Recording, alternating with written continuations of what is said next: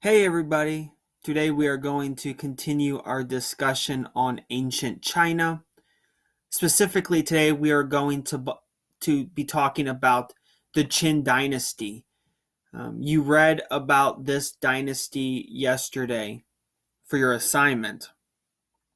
Now, if we're looking at the timeline of ancient Chinese dynasties, the first dynasty, according to written record, is the Shang Dynasty. Then came the Zhou Dynasty, and now we have the Qin Dynasty. Okay, Qin is spelled Qin, but the Q makes a CH sound, so it's the Qin Dynasty. When you are done with this discussion, make sure you go back to Google Classroom and complete the Qin Dynasty column in your ancient China notes. Okay, we will be focusing the next couple days on the Han Dynasty. During the Han Dynasty, ancient China experienced their golden age. So there is many achievements and inventions that we need to discuss. So today was specifically during this discussion focusing on the Qin Dynasty. So last week we talked about this concept of the mandate of heaven. The mandate of heaven was an ancient Chinese belief that the ruler had the God's approval. And the way that the people could know that the ruler lost the mandate of heaven was some type of trouble, right? Famine, drought, earthquake, invasion, and war. Well, at the end of the Zhou Dynasty, you have this time of the Warring States period where there was constant conflict and constant chaos. So it was assigned to the people that the Zhou Dynasty lost the mandate of heaven. Right? There were troubles, and trouble means that they lost the mandate of heaven. So you need a new ruler now, right? So who now is going to receive the mandate of heaven?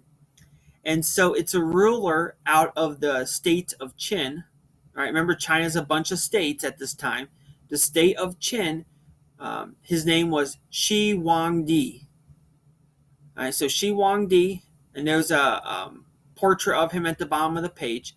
Shi Huangdi took control and became emperor of China. He unified China after the Warring States period.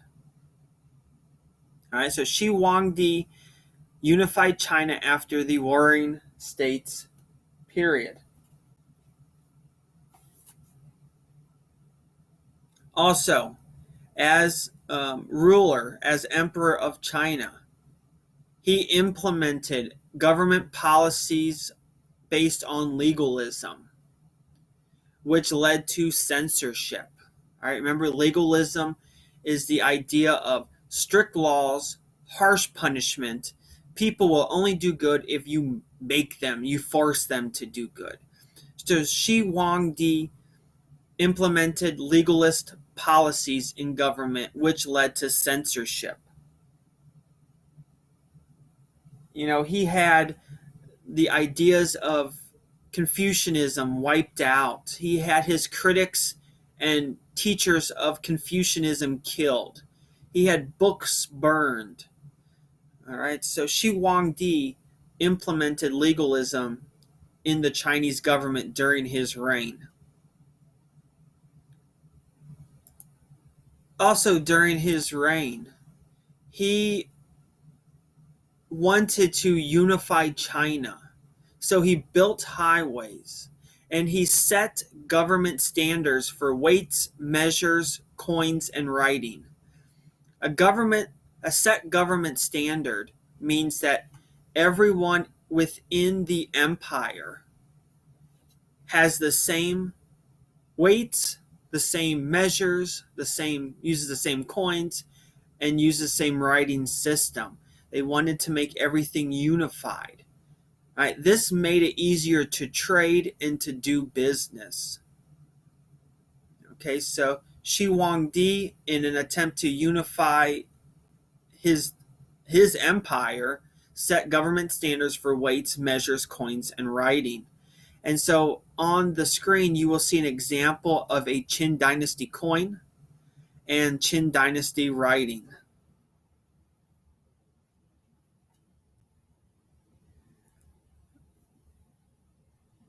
I also forgot to mention, I'll go back real quick, is Shi Huangdi also not only unified China, but he also expanded China as well. And you can see it based on the map.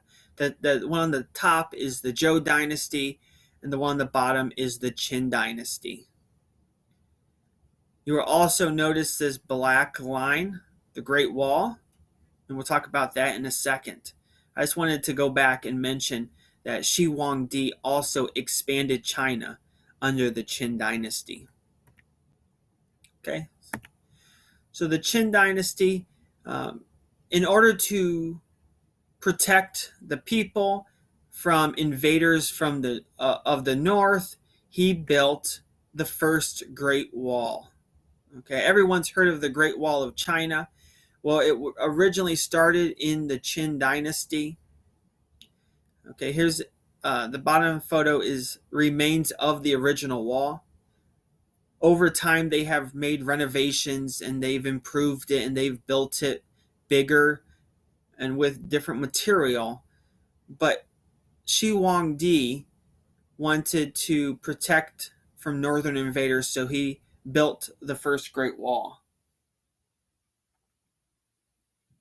To build this wall, this long wall on the northern border of China, he forced hundreds of thousands of peasants and criminals to do the work, and many of them died while building this wall because of the tough work and the hard labor that it took to build it. Okay, the Qin Dynasty only lasted 15 years. Okay, so it's a very short dynasty because when Shi Huangdi died, okay, and he died in around 510 BC, or in 510 BC, his son took over. His son was weaker than him. He was a less effective ruler, and the people rebelled during his rule because people are already upset with the legalist type of government, the forced labor building the wall. So people are already upset, but during Shi Huangdi's son's rule, the people of China rebelled, and then a new dynasty rose to power known as the Han Dynasty, which you will read in your next assignment about. Okay, go fill out the notes and then start working on your next assignment on the Han Dynasty.